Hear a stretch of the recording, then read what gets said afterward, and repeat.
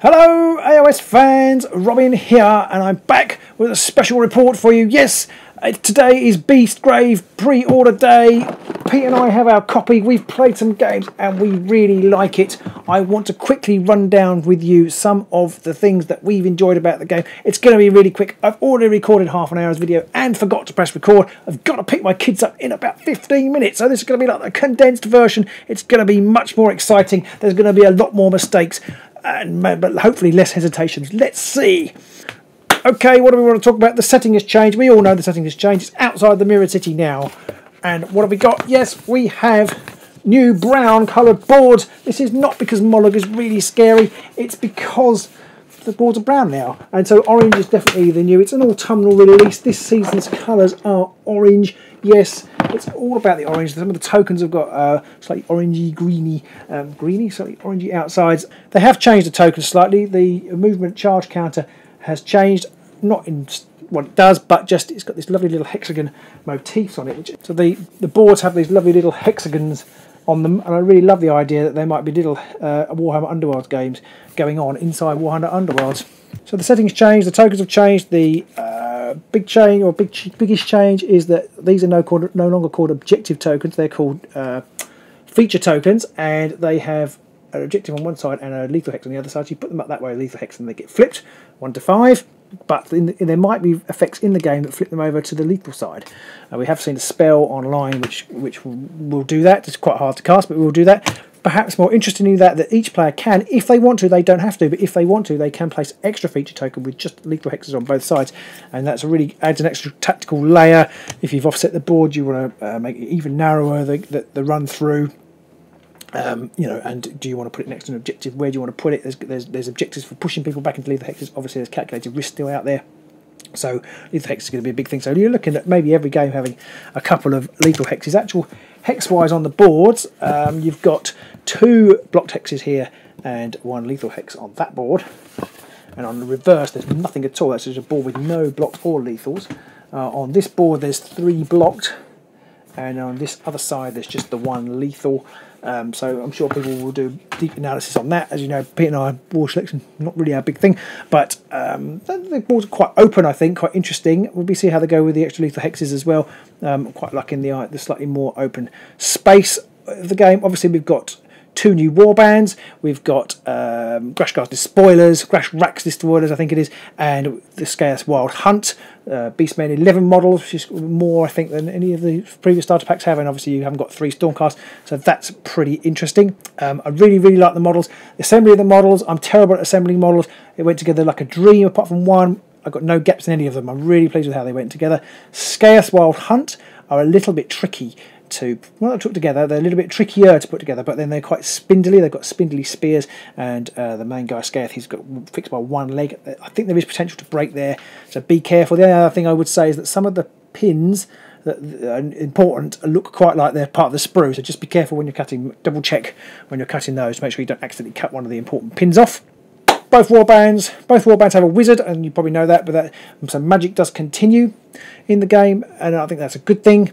But the actual warbands, the most interesting thing about warbands themselves is probably the fact that they have 32 faction cards. Now, I really like this. This is one of the biggest changes, I think. In the past, in Nightvault and Shadespire, you couldn't play a whole deck of faction-specific cards. And maybe by the end, they've done the extra expansion. I'm not sure even then you could play with a whole card of just faction-specific cards. With Dreadfane, you can. The other little expansion that they've done, Dreadfane, you can. And Beastgrave, you can now too. And their forthcoming warbands will all have 32. And I think this is huge. I love this. I love this for 2 reasons. One is I don't really like deck building. I don't mind doing it.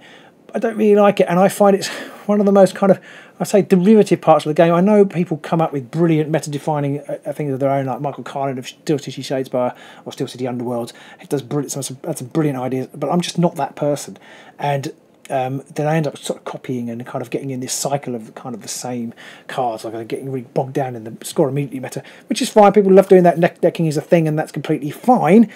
But I really like the fact that you could have a game where you just basically, I'm going to bring these 32 cards, you're going to bring those 32 cards, I know what you've bought, I suppose it's a bit more like a game of chess. I know you're bringing white, I'm bringing black, and you can't turn up with 3 queens. And we know what we're going to have, and then you kind of almost like the game's in almost more pure form. There's no stress of like, oh, if only I hadn't put shortcut in, I wouldn't have completely ruined this. You've basically just got to play with it. You get the off. So the initial games of getting the feel for the warband, getting the feel for those cards, getting the best out of the same cards.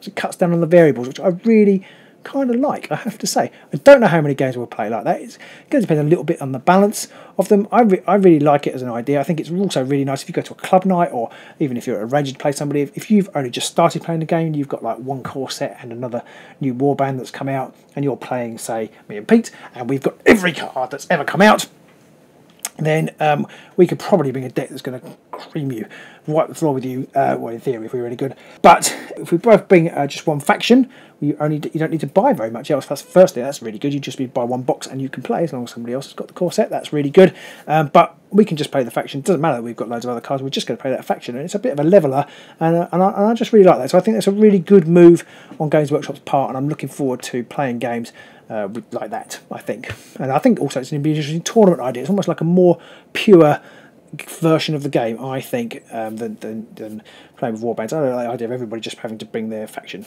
I'm sure there are people out there who hate that, but yeah, the world is different. We're all different, and that's why the world's such a great place. So let me know what you think about that anyway in the comments below. So that's the deck building. That's the deck out of the way. The decks you get in the box are the standard kind of ones that they've all normally used in the core sets. So they've got whole objectives 1 to 5 in them. They've got Annihilation in them, which is an interesting choice. I would have thought with both of these warbands, Supremacy would have been an easier score. Maybe it's a slightly more difficult concept, because this is like just beat the hell out of each other. If you're lucky to kill everybody, you score Annihilation. I'm not sure, but I feel like Supremacy would have been more in keeping. But it's got obviously it's got some faction specific cards in it as well. Not very many universal, not very many other new cards. There's very few new cards in this box, and you've probably seen them all anyway. And then there is another deck of cards in the box which enables you to go up to the full 32 and add a few extra universals in if you want to. You obviously can't do, well, you can do both, but if you're going to play with 32 cards, you can't do both. 32 being the minimum. If you never played before, 32 is the minimum number of cards you can play a game of Warhammer Underworlds with. Changes to the mechanics, probably seen them all on the Warhammer community website, but there's a change to the roll-off. So basically now if you roll off and you win, you get to choose who picks the board. It's particularly good because if you're playing an objective-based warband and you win the roll off, it used to be a nightmare because the other person placed the board first and they put 3 objectives down and you were a bit stuck. But now you get to choose, so you have the off choose of, well, do I get to place the boards how I want them, or do I get to put 3 objectives down? And you, depending on what you're playing, it gives you a bit more control, which I quite like. There should be a award for winning the roll off, I guess. Lethal hexes, I've talked about how you get extra lethal hexes in the game. We've now got a hunter keyword. So the Hunter and Quarry keyword, they're not that major actually yet. I think there's going to be more cards that utilise them. In the initial set, there's 4 warband members from each of the 2 warbands that have the Hunter keyword, and there are cards like Snare now, which is a bit like Trap, but it only works if you're a hunter, so you can't use it if you're not a hunter. And there aren't very many cards like that. There's only like a handful of cards so far, but I think as the set rolls forward, we'll see more and more of those come out. But it's only a small change, but it is a change. And then there's something called Quarry, which is even less significant at the moment. Basically, if you're a quarry, there are certain things, upgrades you can play, which make people easier to kill. So nobody's got any actual innate abilities that help them with Quarry. But basically, there's a ploy, a universal ploy. If you can choose a fighter and they become a quarry, and that persists until the end of until they're taken out of action. So the rest of the game they are a quarry. But there aren't very many cards which actually make use of that. There is a universal card which makes somebody a hunter. So for a start, if you're not a hunter, then you can play that on them and they become a hunter. So that's good for things like Snare and stuff like that. And also that's the only way at the moment that the Nightvault warbands can become hunters. And that enables you to re-roll 1 dice in the attack actions for 5 attack actions that target a quarry. So that's kind of like 1 re-roll for the guys a quarry, but you've got to have Predatory Instinct and Marked for that to work at the moment. And then we have the Eye of Cornoff. It's a specific card for the Scaith Wild Hunt. They are, it's only for the hunters. You're going to put it on the 4 hunters, but basically that attack actions get +1 dice.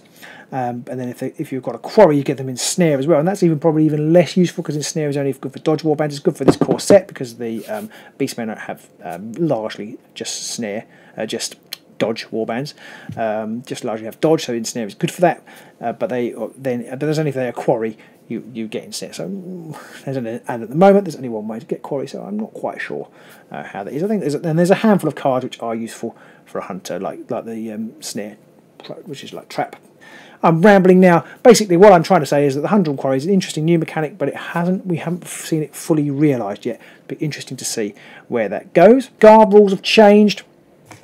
The guard rules have changed. Now, if you're on guard, you cannot be driven back, which I think is great to them, is you can't take advantage of knockback, your opponent can't, and if you're on an objective, you can't be moved. If you're blocking a space, you can't move. So if you've got, like, you might be able to, people, the only way around you is lethal hexes if you play them carefully, could cause a bottleneck. I think that's a really interesting mechanic. It kind of shows Games Workshop will want to get away, I think, from this overwhelming aggressive meta, and you've got the chance of a bit of control play as well. So I think that's a really good step. Talking of objectives, so if you're on guard and objective, you can't be knocked off it. Talking of objectives, these are not called objective tokens anymore. They're called feature tokens. It's not clear what happens for Abasoft's Unmaking. Will they be able to destroy these? I'm kind of leaning on not, because it's not an objective token. Some of the other ones, like Leech Power, I think, and Pillage, are just objectives, and it is an objective that way up. And it's not an objective that way up. So if it was that way up, you couldn't destroy it. But it's never an objective token. It's only ever a feature token. What do you think? Pontificate below, please. Another thing of note is this little bit of text about the Grimwatch that is just in the lore part of the book. And there is also another little bit about the goblins, which I won't show you because you've kind of seen those on Warhammer community site. But yes, it looks like the Flesh Eater Courts are on their way. Other things we really like, keywords we really like. There's a big glossary of keywords in the rulebook. Before I show you that, there's the chart that's been online of the combat sequence, and there's a glossary there. There's 2 pages of that. Curiously, Quarry and Hunter aren't in there, so I'm not sure how exhaustive it is. But we really, the rulebook is much more concise. I mean, some of the cards have got a bit wordier to fit in, make them more specific, but the writing is tighter. I've noticed a couple of still discrepancies, which is quite funny, but the writing is much tighter, and Games Workshop are clearly moving in the right direction. And I think by the time Season 4 comes out, this game is going to be super, super tight. At the moment, I think there's a little bit of discrepancy between Night Vault and Beastgrave, but that would have been even bigger through Shadespire. But for competitive play, Shadespire is obviously gone. So I think that's really nice. It's really nicely put together. So the figures were really good. The tokens are nice. There's nothing not to like, really. It's just a really great game. Pete and I are really looking forward to sinking our teeth into Beastgrave. We're going to play some games. We've played some games with the faction-specific cards. We've played some games with the standard cards. We're going to then roll out to the Night Vault set and see what else we can conjure up. We just really like the game, so it's a big thumbs up from us for Beastgrave. Ahh Beasto. See you soon. Bye. Breakfast with Beastgrave. It's great.